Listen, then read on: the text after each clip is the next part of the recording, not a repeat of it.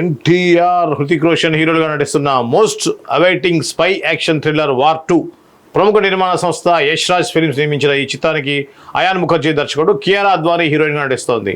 August 14న ఈ చిత్రం విడుదల కాబోతోంది. రిలీజ్ సరిగ్గా 50 రోజులు ఉందని తెలియజేస్తూ హృతిక్ రోషన్, ఎన్టీఆర్, కియారా అద్వానీల సరికొత్త పోస్టర్ను విడుదల చేశారు. ఇద్దరు హీరోలకు సంబంధించి ఇప్పటికే లుక్స్ రివీల్ కాగా కియారా మాత్రం ఈ పోస్టర్లో సర్ప్రైజ్ చేసింది. ఇప్పటికే విడుదలైన టీజర్లో బిగ్నీతో ఆకట్టుకుందామే, దీంతో ఇందులో Kiara full length glamour role కనిపించబోతుందని అనుకుంటున్నారు అభిమానులు. వాళ్ళందరికీ షాక్ ఇచ్చేలా ఫుల్ యాక్షన్ లుక్లో కనిపించింది. బ్లాక్ కలర్ లెదర్ జాకెట్, చేతిలో గన్తో సీరియస్గా లుక్తో ఉన్న ఈ పోస్టర్ సినిమాపై ఆసక్తిని మరింత పెంచుతోంది. హృతిక్, ఎన్టీఆర్ మధ్య యాక్షన్ సీన్స్ ఏ స్థాయిలో ఉండబోతున్నాయో టీజర్లో కనిపించింది. ఇద్దరికి ఏమాత్రం తీసిపోయిన రీతిలో కియారా కూడా కనిపించబోతుందని తాజా పోస్టర్తో అర్థమవుతుంది. అద్భుతమైన విజువల్స్, వావ్ అనిపించే యాక్షన్ సీక్వెన్స్తో ప్రేక్షకులకు అద్భుతమైన అనుభూతిని అందించబోతున్నామని మేకర్స్ చెబుతున్నారు. నిజంగా కూడా కియారా అద్వానీ లుక్ చూసిన తర్వాత ఇప్పుడు కూడా కియారా మీద కొంత నెగిటివ్ ఇదైతే ఉంది. తెలుగులో ముఖ్యంగా కియారా సినిమాలు డిజాస్టర్ కావడం మనం చూసాం.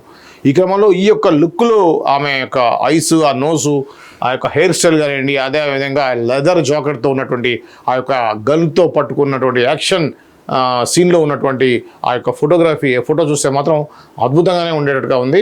సో మనం చూసాం గతంలో ధూమ్లో ఐశ్వర్యరాయ్ ఏ విధంగా గెటప్ ఉందో అదే గెటప్ లాగా అనిపిస్తూ ఉంది.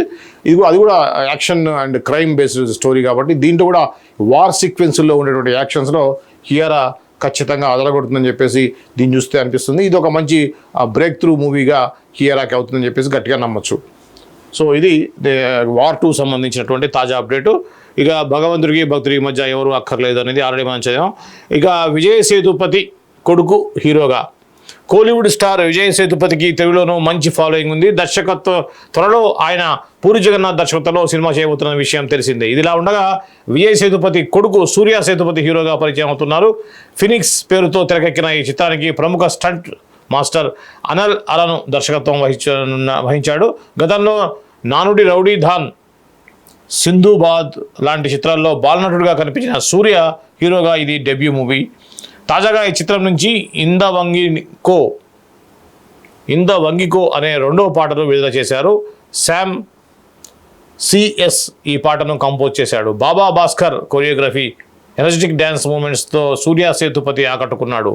యాక్షన్, ఎమోషన్ కలగలిపిన ఈ చిత్రం తనకు సరైన లాంచింగ్గా భావిస్తున్నామని జూలై 4న సినిమా విడుదల కాబోతుంది. సో విజయ్ సేతుపతి అంటే మనకి తెలియంది కాదు, ఉప్పెన తోటి మన తెలుగు వాళ్ళందరికీ కూడా డైరెక్ట్ సినిమా ద్వారా పరిచయం అయ్యారు విజయ్ సేతుపతి. అద్భుతమైన నటుడు.